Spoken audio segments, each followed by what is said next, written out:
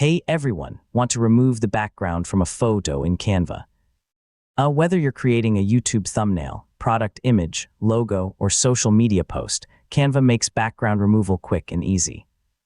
In this full guide, I'll show you how to remove backgrounds using Canva's built-in tools, plus a free alternative if you don't have Canva Pro. So let's get started. First, sign into Canva and open an existing design or create a new one. Then upload the image you want to edit if it isn't already part of your project. Next, click on the image to select it. Once the image is selected, you'll see additional editing options appear in the toolbar at the top of the editor.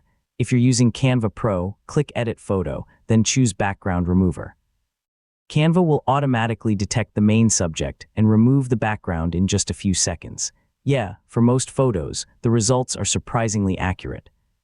After the background is removed, use the Erase and Restore brushes if you need to make small adjustments.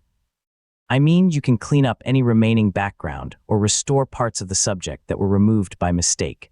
If you're using Canva Free, the built-in background remover isn't available.